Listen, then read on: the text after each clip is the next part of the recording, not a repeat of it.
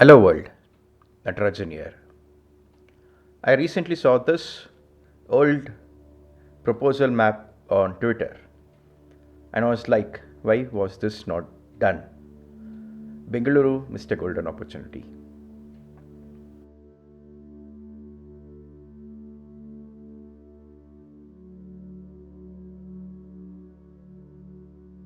This video will be a kind of history class of Bengaluru.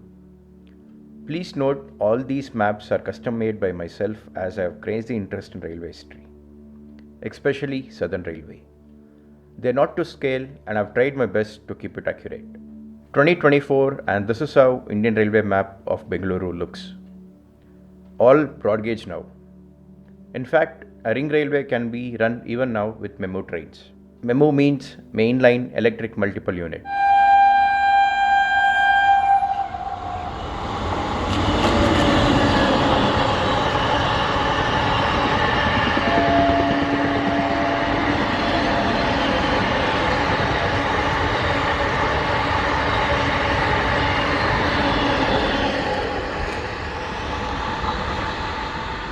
Route is KSR Bengaluru, Malleshwaram, Yeshwanthpur, Lottegolahalli, Ebbal, Banaswadi, SMVT Bengaluru, Bengaluru East, Bengaluru Cantonment and KSR Bengaluru. Hopefully once Lottegolahalli, Banaswadi is doubled, we can see such trains.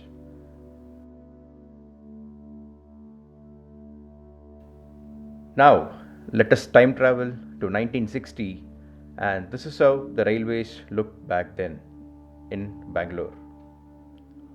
Let me name the gauges involved. Bangalore had 3 gauges in 1960. Broad gauge.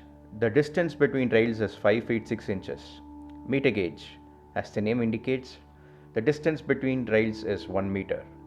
Narrow gauge. The distance between rails is 2 feet 6 inches. Bangalore city was a unique junction back then which had all the 3 gauges at one place. A meter gauge line went down south from Bangalore city to Mysore. The broad gauge line was running between Bangalore city and Madras.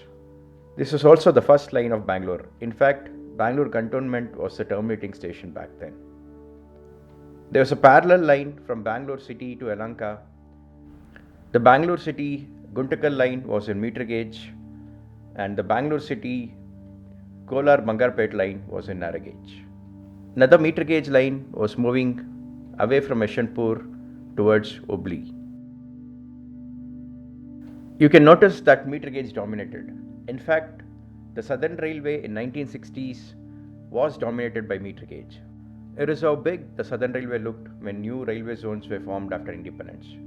If you look at the current Southern Railway map, it will be pretty less compared to what you are seeing on the screen right now. Currently, most of the lines in Karnataka belong to Southeastern Railway, including Bengaluru lines. This map is a project which I started in COVID time, yet to finish it. Hopefully I can get back to it. Someday you will get to see the entire map about Southern Railway in 1960 with route details.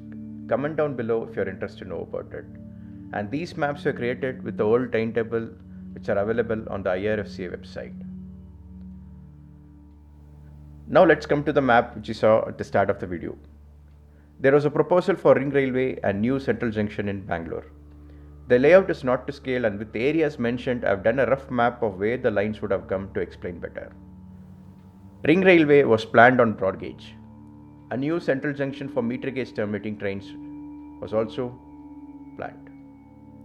The ring railway started at Bangalore city. A new station was planned at Kumara Park.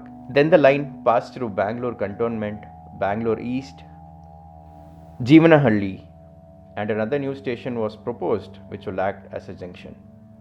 Until this point, existing Bangalore Madras line will be used. From here, new construction had to be made. The proposed double line from here will cross Old Madras Road before entering the station Vinnamangala. The line would then pass Domluru to enter Koramangala. After crossing Osur Road near Goripalya, Central Junction with a terminus was proposed. The ring railway would continue further along with the meter gauge line from here. A meter gauge terminus was planned at this junction. I said double line from a new junction to Central Junction. One of the lines was actually a new broad gauge line to Salem, which was also planned to divert from here. The broad gauge, ring railway, and meter gauge ran parallel, and new stations were proposed at Jayanagar, Banashankari, and Avlalli. These lines would cross Mysore Road and then join the meter gauge line coming from Mysore to enter Bangalore city. Just imagine if this project had gone ahead as proposed. Yes, one proposal had to be dropped, the broad gauge line to Salem.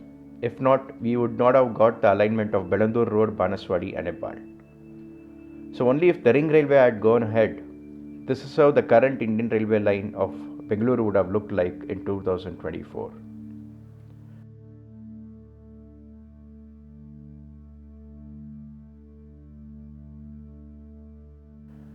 Circular memo trains could have been run at least every 30 minutes on the ring route of KSR Bengaluru, Koramangala, SMVT Bengaluru, Hebbal, Yeshwanthpur and KSR Bengaluru.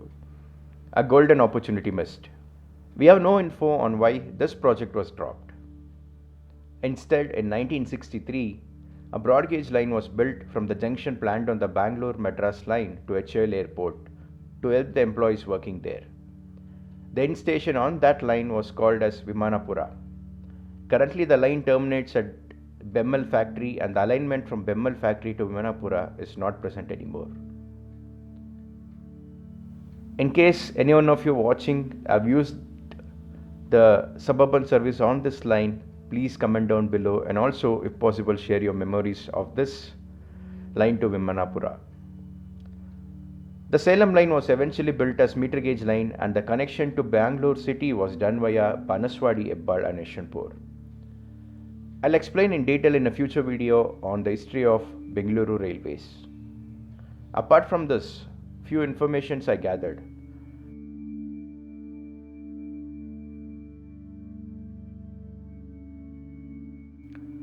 A suburban railway for Bangalore was under consideration right after independence in 1948.